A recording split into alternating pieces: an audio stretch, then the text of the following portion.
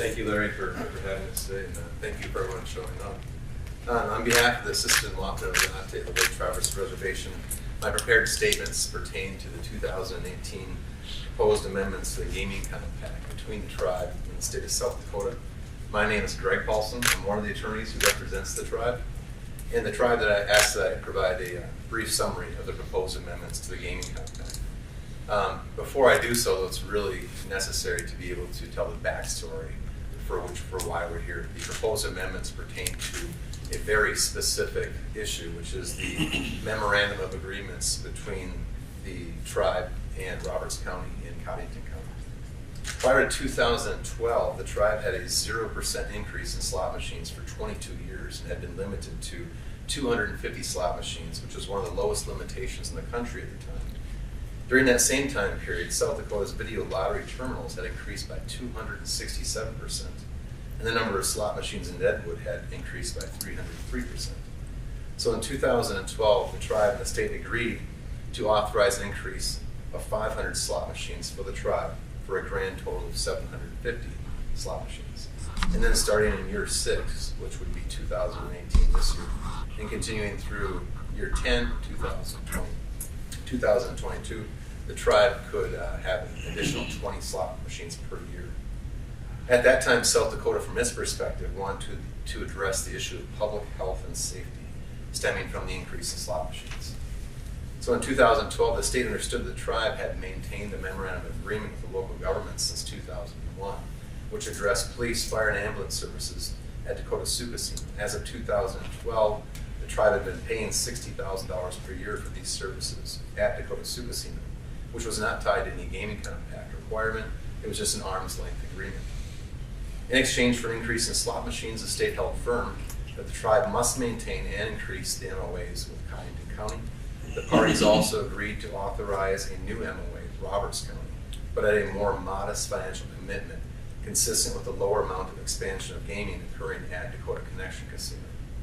In 2012, the contemplated expansion of the tribe's gaming in South Dakota would, at least in theory, result in the need for increased police, fire, and ambulance services at both gaming operations. It was also anticipated in 2012 that the increase in slot machines would, in theory, also result in much heavier traffic and a need for increased maintenance, repair, and upkeep of the roads immediately serving Dakota-Sioux Casino and Dakota Connection Casino.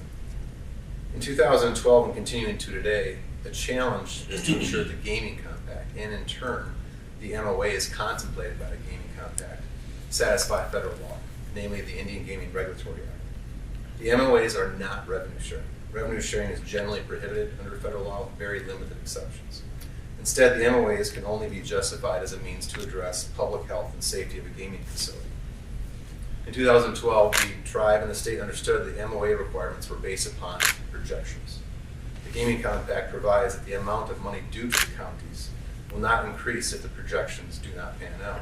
So section 12.2, for example, says the parties acknowledge that they may be mistaken about the effects of the tribe's expansion of gaming. For example, the substantial increase in slot machines may not result in increased patronage, and therefore the need for additional government services may not be as great as envisioned. And unfortunately, that's why we're here today. The gaming revenues have not increased as forecasted by the 2012 Cummings study commissioned by the state of South Dakota, nor the tribe's own projections. In 2012, the state anticipated, via the 2012 Cummings study, that the increase in slot machines would result in an increase of approximately $9 million per year to the tribe. And the tribe wishes that that forecast would have occurred and that we were not even here today. In 2011, the tribe had 250 slot machines, and in 2017, the tribe had 638 slot machines. But unfortunately, gaming revenues actually slightly declined from 2011 to 2017 because the market never increased. The slight decline was not due to an increase in gaming expenses. Those have increased in accordance with the general cost of living adjustment, a small percentage each year. Instead, the increase of gaming revenues just never occurred. Even looking solely at the revenue numbers produced by the slot machines themselves from 2011 to 2017, the revenue increase in both gaming operations is de minimis, very small increases. Thus, the tribe's need for police, fire, and ambulance services has not increased, nor has the patronage increased in such a way as to tax the local roads serving each gaming operation. In 2012, both parties understood that their respective projections may not come to fruition, but neither party anticipated in 2012 a projection of a slight decline in gaming revenue. The 2018 Gaming Compact still provides a model MOA attached to the compact. The MOA amounts are reduced in line with economic realities. The 2018 MOA numbers are in line with the Gaming Compact negotiated between South Dakota and the Flandreau-Sante Sioux tribe, which was recently approved by the United States Department of the Interior. And if anything, our numbers are a little bit higher for our obligation to pay MOAs. A new provision addressing the possibility that the tribe will provide its own police, fire, and ambulance services to its gaming operations in the future has been added, which would also, in the distant future, if that were to occur, would also justify revisiting the MOA amounts. And now the roads are not a part of the MOAs. I think everyone understands to build a road, it's not this type of money. And I think any sort of projects involving roads would be something where the county does not want the responsibility. They could cede the right of way to the tribe, and the tribe could take the obligation to uphold that infrastructure, or there could be other agreements or cooperative agreements that the tribe could work out, but not tied to a gaming compact.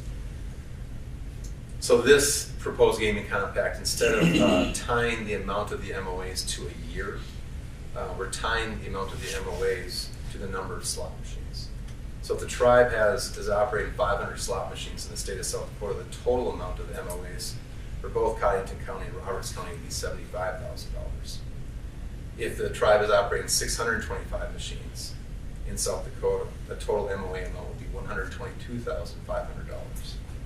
If the tribe would operate 750 slot machines, that requires a total MOA amount of $170,000. And finally, if the tribe were to operate 1,000 slot machines, that would require a total MOA amount of $325,000. Mr. Eliason, those are my prepared statements today. I'll let others speak now. Thank you. Thank you, Mr. Paul. I'll just report to the order as signed in on the appearance sheet. Mr. Myron Johnson, and I would ask each of the witnesses, please come forward and identify yourself for the record. And if you're speaking for yourself, that's fine. Just say so. If you're representing the organization, that's fine. Which organization you represent. Thank you. Good morning, ladies and gentlemen. First off, I am Myron Johnson. I am a Cottington County Commissioner. I'm here representing the Cottington County Commission. I serve as the chair of the Cottington County Board of Commissioners. And that's why I'm here, representing the commissioners. First off, thank you for bringing this hearing to Watertown. It makes it very convenient for us. It's nice to be able to present to you folks our thoughts and our concerns and issues that we have. And by the way, I would like to start out on a positive point. And first off, Dakota Sioux Casino has been an asset to our community. And we want people to understand that we want it to be successful. And we'll do whatever we can to ensure that it is successful. As I think back over the past years, I was here when this initial compact was first initiated, and the county entered into that compact and very wholeheartedly, and I'd like to share with you some of the things that we have done to uphold our end of the deal. I think that it's important that we work together. We know that there's economic value in the casino. I sat on the board of directors for a local utility that services that cooperative for many years. And as the casino grew, we watched it quite readily move up to #1 and #2 volume users of our kilowatt hours for the local co-op. So that's just one thing, and I'll let the mayor and others maybe explain some of the other things that it has brought value to our community. I have just an outline, and I agree respectfully disagree though with some of the comments that were just made. And that's probably what you may hear me say. I have a rough outline that I'm going to try to follow so I keep on task here, is what I'm going to do. Conneaut County has met its obligations under the current compact, and these obligations include road maintenance and emergency services. And to share with you, and I'm not going to get into any specifics unless you want me to or ask, but this is just numbers that I just recently got here within the last week of expenses that we have incurred in road upkeep and maintenance this year, 2018. And I haven't broken down, but you don't need to know how they're broken down, but all of the roads that lead to the casino are county roads except for one township road which comes in from the north. We have spent just south of $500,000 this year on upkeep and maintenance on those county roads. So we've spent a lot of money. Now, granted that these roads are also used by the local patrons, our community. They're farm to market roads. They're roads that our citizens use on a daily basis. But in the same breath, let it be known that these people are paying real estate taxes, license fee taxes, wheel taxes, and so on and so forth. They're paying for the upkeep and maintenance of these roads, and that's what we want the Dakota Sioux or the tribe to also be aware of, that there's a lot of money and a lot of expense in upkeep of roads. Let's talk just briefly about calls for service. These are numbers that I just got in the last few days from our sheriff's department, and our sheriff is with us today. But we go back, we have some very, very good records for the last 4.5 years. And we have had 340 calls for service to the casino. 270 of those calls were for law enforcement, and 70 were for fire and ambulance. Now, the chief of the fire and rescue is here, and he will be speaking to you later, and I'm not going to take any of his thunder.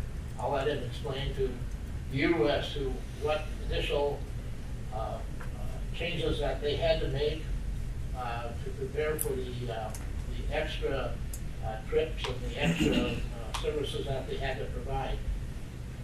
Law enforcement, you know, we probably have hired 1, 2, 3 new deputies in the past years, and it probably some of that is due to what has happened out at the casino. Then the next thing I'd like to just talk about is the current MOA between Sisseton and Watertown and Conneaut County specifies the following maximum payments from the tribe to Conneaut County. And these are numbers that I just got yesterday to share with you what we have actually received. In 2013, we did receive $112,500. And by the way, those funds that do come in, we split those off. Conneaut County maintains 2/3 of them. We turn 1/3 of them over to the city of Watertown. And then the township that the Dakota Sioux sits in, of course, there's a township road that comes from the north, and so we have contributed back to their road fund. And it's a small amount based on their levy, but it's less than $500. But we do split those dollars off that we do get from the tribe. In 2014 to 2016, in fact 2014, 15, 16, and 17, we received $150,000. In 2017, we were supposed to get the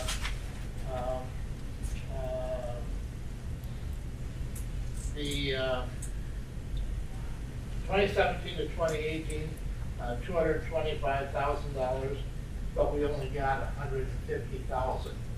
And this is kind of one of the red flags that are flying for us. You know, it's tough to run a business or a county or anything if you are expecting X number of dollars, and you don't get that, you don't get it. Now, if it's the result of not enough customers or not enough revenue generated, but I hope that the tribe understands that what if we bought that extra truck, you know, with a blade on it, to keep the ice and snow off the road so their customers can get to the casino?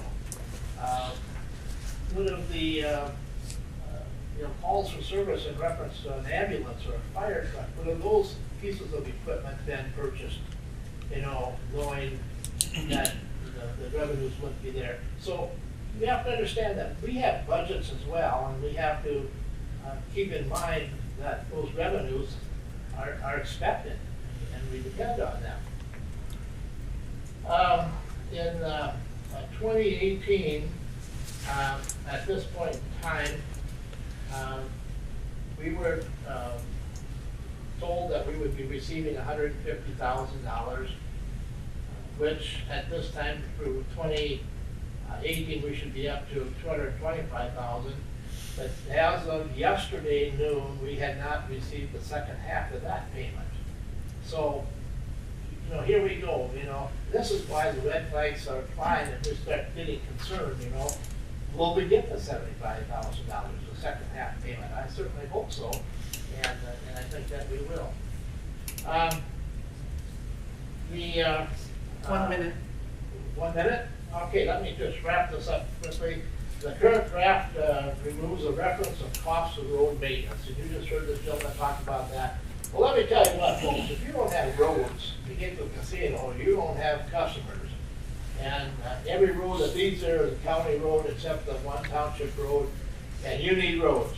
You need safety protection and all these other factors too.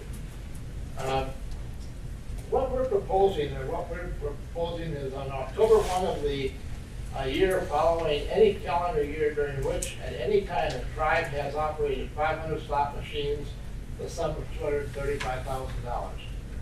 And that's based on the original compact when the number $470 per slot machine was what the formula was telling us that was going to be used. Going on, we'll just skip down to on October 1 of the year following any calendar year during which at any time the tribe has operated 1,000 slot machines, the sum of $470,000. We're not saying that we're opposed to increasing the number of slot machines. We just hope that we receive the revenue according to what the original compact was. And if we stick to the original compact, that'd be fine. All right, thank you. Thank you, Commissioner. Next person I have is the Mayor of Watertown.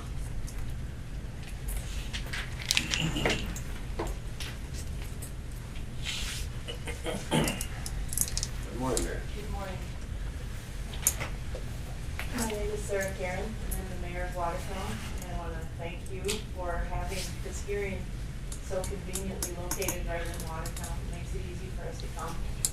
And I also would like to reiterate what Myron said about the benefits of having the casino near our town.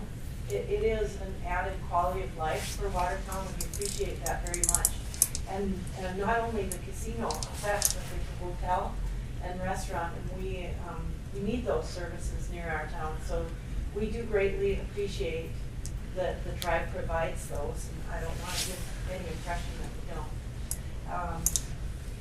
We do provide the EMT and fire services for the casino, and we're happy to do that. We have very highly trained individuals, and we also have state-of-the-art equipment.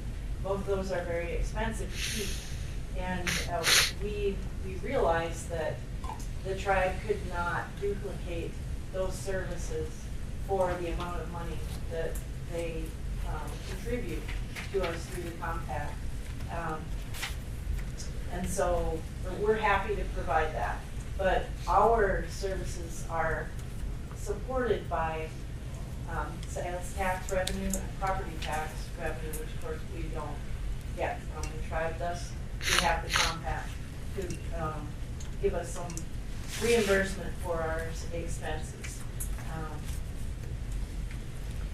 Keep in mind that any unit, which is equipment and personnel, that responds to a call for help at the casino is not available to the citizens of Watertown whose taxes do support that service. So it isn't like we have endless supply. Sometimes we do have a situation where we have a call and all of the available personnel are out serving others. So we need to keep that in mind.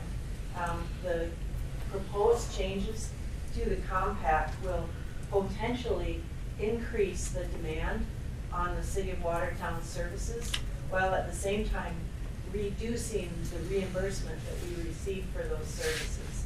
So this shifts the responsibility of paying for those services unfairly back to the citizens of Watertown. And so I just want to say that we support the county, and we don't have a direct a part of this agreement. We're subordinate, but we do support the county's perspective that we think that the compact should remain as is. Thank you, Mayor. And just to clarify the record, and I think you touched on it, I understand that there is a, as Commissioner Johnson said, it's essentially a 2/3, 1/3 split between Cottington County and the City of Watertown. But that agreement is between the city and the county. The city itself, to the best of my knowledge, is not mentioned in the compact. That is true. I'm here to support the county. I understand. I just want to make the record clear that, as you said, your agreement is with the county. The city is not directly involved in it, directly mentioned in the compact. Yes. Appreciate it. Thank you. Thank you. The next person I have is Doug Cranks, Fire Chief. Good morning, Chief. Good morning, sir. Thank you very much for having me up here to speak. On behalf, I'm representing the City of Watertown, Watertown Fire Rescue. Again, my name is Doug Krantz. I am here to support the county, as we do not have the compact. We're not involved with the compact. We have the MOU with the county providing fire and EMS services. So I'm here today just to elaborate on that a little bit, the fire and EMS services. Watertown Fire Rescue has been around providing a full-time fire department for many years. We've celebrated our 100-year anniversary here a few years back. We provide a full-time service. The benefits of that are we are right in the fire station for both fire and EMS, ready to respond at a moment's notice. That's what really separates a full-time fire service. It reduces our response time quite drastically, which will help save lives in EMS, as well as keeping fire to down to a minimum on the fire response. So with that, a few things that I'd like to hang my hat on with Watertown Fire Rescue. As the mayor mentioned, we do have a highly trained staff. We have advanced life support paramedics, as well as certified firefighters. Some of the other things that we've done, we just became an ISO 2 class rating for fire, for public safety, and our PPC rating. So that just happened here this year. We worked very hard to get that. Some of the other things that I'd like to note is with those quick response times, we've been able to, in the year 2017, keep our room and contents fires down to 89% of the time. We keep it to the room and contents, meaning when we respond to a structure fire, if this room right here would be on fire, that we respond to, we would keep it contained to that room and put the fire out. So that keeps a lot of businesses back up and running, as well as homes. The home isn't destroyed, have a lot of smoke and water damage. But that's something we're very proud of, and that's because we provide the full-time service. So we provide, in fire protection, we provide service to 9 townships in Cottington County, 327 square miles. We also provide this protection to the City of Watertown, fire protection, as well as our Dakota Sioux Casino with the county. So that's what we provide for response along with all the 911 services. EMS side of things, again, we provided for the city of Watertown, the greater part of Connington County, as well as Dakota Sioux Casino. And we provide a great service out there. We look at it more, we're ready to go, and we have a very consistent equipment. What drives our equipment and our additional staffing is we look at calls for service. Watertown Fire Rescue responds to, in 2018, we'll respond to 5,000 calls for service. About 3,000 calls for service are 911 emergency calls, both in fire and EMS, so that's combined.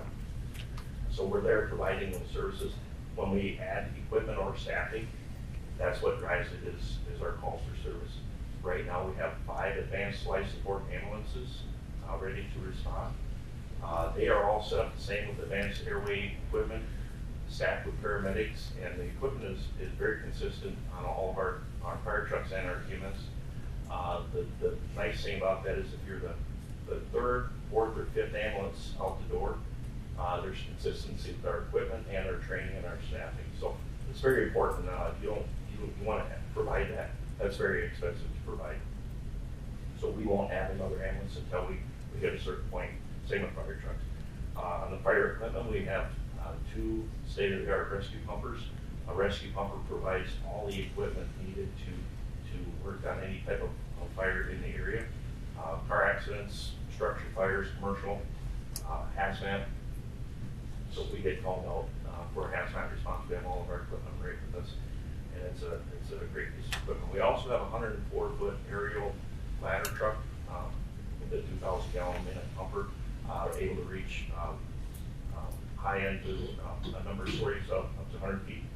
And that's a very good piece of equipment that's well needed in our community. And that would be used out at Dakota Sioux Casino as well. They have a great water supply out there. The other thing I would like to touch on just a little bit is some of the services that we provide. We can talk calls for service and stuff, but what we provide for service, I believe in the compact it says provide fire and EMS services as well as a general fire inspection. And I'd just like to note a few things. We do fire inspections routinely. We try to do annual fire inspections on all of our commercial businesses in Watertown and within our jurisdiction. We also provide fire pre-planning. We like to go out with our trucks and look at these buildings and stuff, and I think that's part of the reason for our success is because we get out and do those pre-plans and stuff, so we know what that building looks like and what happens in an emergency before it's on fire. Some of the other things that we do provide to our community, including to this compact agreement, MOU with the county, is public assembly and hotel emergency evacuations. We will put on training to businesses to help them prepare their emergency planning. So we do all of that. We also, some of the other things that we do on the EMS side, at times they've had some first responders out at Dakota Sioux Casino, and we like to work with those folks to provide some training, some additional training and working with those folks, because if they're well trained and they have an emergency out there, they will assist us and assist in patient care, which is the betterment for the whole community and all of our members. So we like to provide those types of training to them and consistency.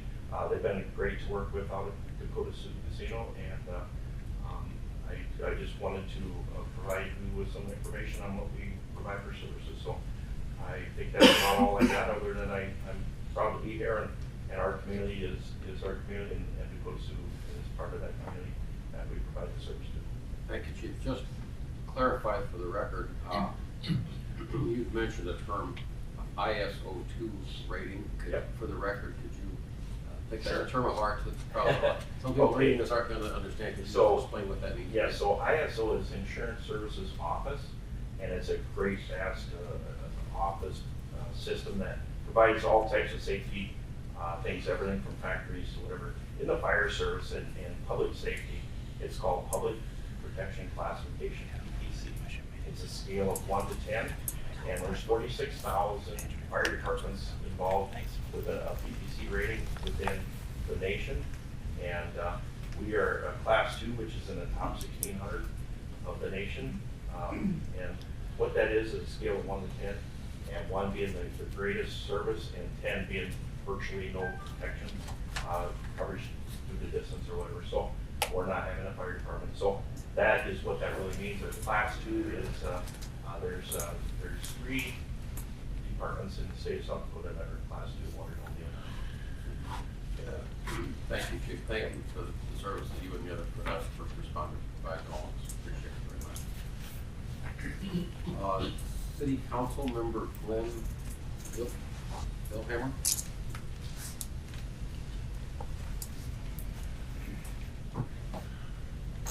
My name is Glenn Billhammer. I represent the Watertown City Council. I'm currently serving as president of the council, and again, I want to thank you for the opportunity to appear this morning. My comments will be brief. They'll pretty well echo what Commissioner Johnson and Mayor Karen have already said. I think anybody involved in any kind of governmental entity realizes how tight finances are relative to meeting our current expenses, and obviously Watertown is no exception to that. We need to have a dependable, when we budget, we not only budget on a 1-year cycle, we also try to budget a 5-year cycle as best we can. And when we enter into agreements with various entities, in this case, we're subordinate to this agreement, but we are in agreement with the county on this as far as sharing revenues. We need to know that we've got a stable, dependable source of revenue coming in for that time period. And we can't operate if we don't know what those revenues are going to be. And that's where we definitely support the county in wanting to stay with the terms of the existing contract that we've got, because we need to know what those dollars are and that we can depend upon those coming in. I'm not going to go into any more specifics than that because Commissioner Johnson and Mayor Karen have already addressed it, but I do have a question. Am I allowed to ask a question? I guess maybe it'll be a rhetorical question, but we're being told, I'm a retired CPA, and our firm is very active here in the community, and our firm has audited a number of casinos in the upper Midwest, so I have some familiarity when it comes to finance relative to gaming operations. We're being told the revenues have been declining or not increasing at the rate that were anticipated. Is that a verified, I'm assuming there is an independent audit being done of the casino operation. Is that? Normally this is not a question and answer period, but I understand your due diligence. The tribe does conduct an annual audit of its various operations, the casino operations, by a recognizable nationally known auditing company, and they do provide copies of that to my office. I have not been authorized. We consider, under South Dakota law, under 42.7b, audits of casinos that my staff does are confidential. We apply the same confidentiality to what we receive from the tribe. I have, however, because of the circumstances in this particular contract, I have been authorized by the tribal chairman to verify either an up or down number that the revenues from this year, a particular year, either exceeded or did not exceed the prior year. And I've provided that on request to County Commissioner in Roberts County. And I can verify that the revenues at Dakota Sioux, I can't give you the numbers. Sure. But I can verify that the numbers did not exceed prior years for the years that are in question. And again, I realize it's not a question and answer, I'll ask one more question. You say the revenues are not exceeding. Are we talking revenues or the net? Because there's a difference between those revenues and net. Gaming revenues, gross gaming revenues. Okay. That was my question. I just want to make sure that we've got somebody verifying the numbers that the information provided is in fact accurate. So I appreciate the response to that. So again, that concludes my comments. Other than again, we as the city council do support Paddington County and the existing agreement that we got, and hope that those are the terms that will go forward. Thank you. Michael